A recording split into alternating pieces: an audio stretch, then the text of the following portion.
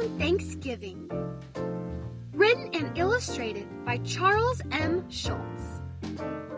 On Thanksgiving Day, Charlie Brown stood sadly at his mailbox, watching Snoopy walk off with a stack of mail, all for him.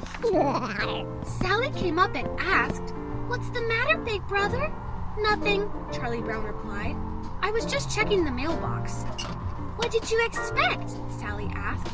"A turkey card?" Charlie Brown sighed. "Holidays always depress me." "I know what you mean," Sally said. "Why should I give thanks on Thanksgiving? What do I have to be thankful for?" Linus walked up and asked, "What's all the commotion?" "We've got another holiday to worry about," Charlie Brown grumbled. "Thanksgiving is here." "I haven't even finished my Halloween candy," Sally wailed. "Thanksgiving is important," Linus explained.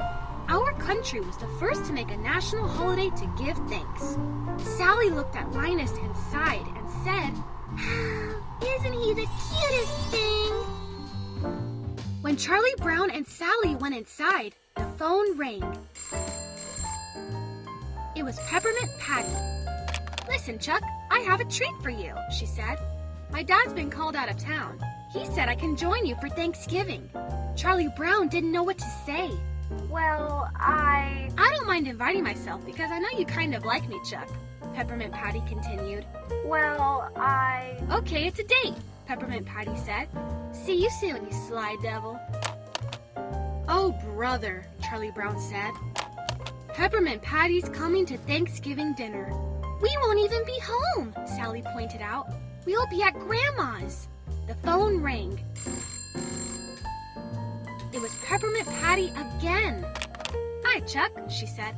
"Listen, I have even greater news. Remember that kid, Marcy? Her folks said it would be okay if she joined us, so you can count on 2 for dinner, Chuck." Charlie Brown said, "Well, the problem is..." But Peppermint Patty talked right over him. "Don't worry, Chuck, we won't make problems. We'll help clean up dishes and everything. Just save me a drumstick in the neck. See you, Chuck." Charlie Brown hung up the phone. "How do I get myself into these things?" he wailed. "Now she's bringing Marcy, too." "It's your own fault for being so wishy-washy," Sally said. And before Charlie Brown could argue, Peppermint Patty called back yet again. This time she had invited Franklin to dinner, too. "I'm doomed," Charlie Brown exclaimed. 3 guests for Thanksgiving, and I'm not even going to be home. Peppermint Patty will hate me for the rest of my life. But Linus had a solution. Why not have 2 dinners? You cook the first one for your friends, then go to your grandmother's for the second one. "But I can't cook," Charlie Brown said. "All I can make is cold cereal and toast." Linus was sure they could do it with a little help. He told Snoopy, "Go to the garage and get a table for the backyard." Snoopy saluted, sharp as a soldier. The world's most brilliant beagle was on the case. As Woodstock fluttered above him, Snoopy dragged a ping-pong table out of the overflowing garage. As soon as Snoopy opened the table, it snapped shut. He was trapped inside. When the beagle broke free, so did a ping-pong paddle and ball. Snoopy hit the ball, then bounced over the net so fast that he returned his own serve. Snoopy played against himself until he accidentally knocked Woodstock out. Linus walked up just in time to see the end of Snoopy's game. "We don't have time to play," Linus scolded. Snoopy blushed. Woodstock was awake again, but seeing stars. "We still need some chairs around the table," Linus said, directing. Once again, Snoopy bravely battled his way through the stuffed garage. A lawn chair proved even tougher to unfold than the ping-pong table. Finally, Snoopy got everything under control. He even put a tablecloth on the ping-pong table. Then it was time to start cooking. With the precision of an army, Charlie Brown, Linus, Snoopy, and Woodstock used every toaster they could to make a big stack of buttered toast.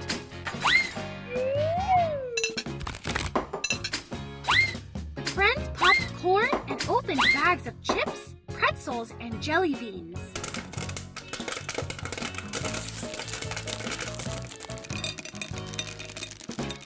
Next, Snoopy set the table.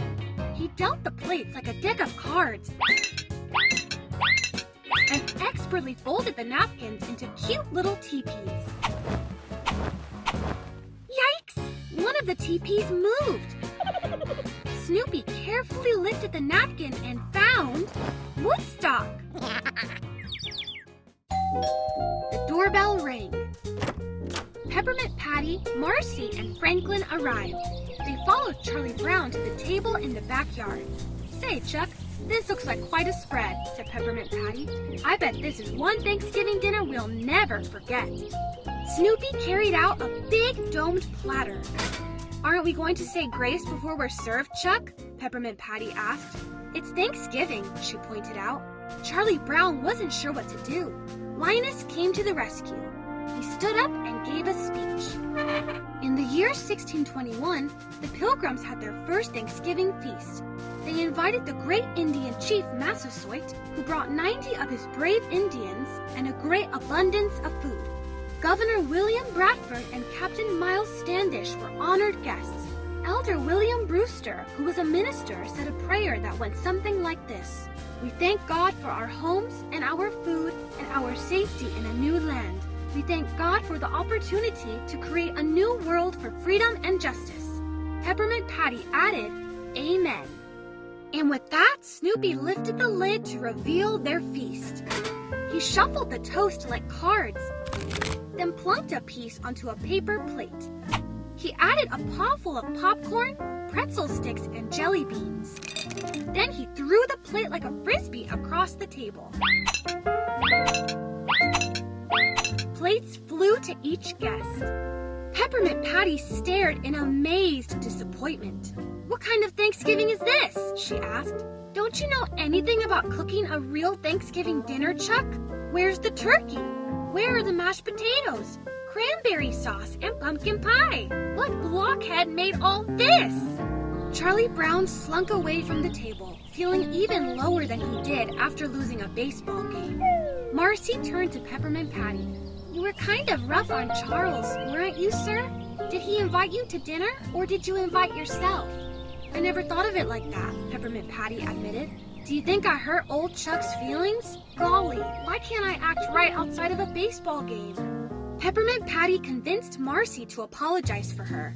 When Marcy found Charlie Brown inside the house, she said, Don't feel bad, Charles. Peppermint Patty didn't mean all those things she said. Actually, she really likes you. I don't feel bad for myself, Charlie Brown explained. I'm just sorry I ruined everyone's Thanksgiving. But Thanksgiving is more than eating, Charles. You heard what Linus said.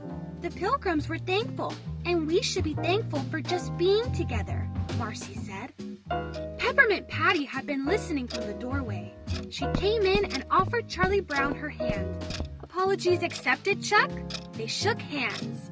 Peppermint Patty continued, There are enough problems in the world already without these silly misunderstandings. Suddenly she grinned. Why, you're holding my hand, you sly dog. The clock chimed. Good grief, 4 o'clock already. We're supposed to be at Grandmother's house at 4:30, Charlie Brown said, fretting. I better call her and explain my dilemma. Charlie Brown picked up the phone. Hello, Grandma? This is Charlie Brown. We're going to be a little late. Then he explained about his friends still being there. No, ma'am, they haven't eaten. As a matter of fact, they've let me know that in no uncertain terms. Then Charlie Brown heard some wonderful news. Marcy announced it to the rest of the gang. We're all invited to Charlie Brown's grandmother's for Thanksgiving dinner. The kids all cheered. Soon the whole gang, except for Snoopy and Woodstock, piled into the back of the station wagon. Over the river and through the woods to Grandmother's house we go. Oceans we wait to carry the sleigh one line and drift in snow. Charlie Brown interrupted the happy tune. There's only one thing wrong with that. Linus asked, What's that, Charlie Brown? My grandmother lives in a condominium. But then he realized that it doesn't matter where you eat Thanksgiving dinner, whether it's at a condo or at a doghouse, it will always be special when you share the feast with friends.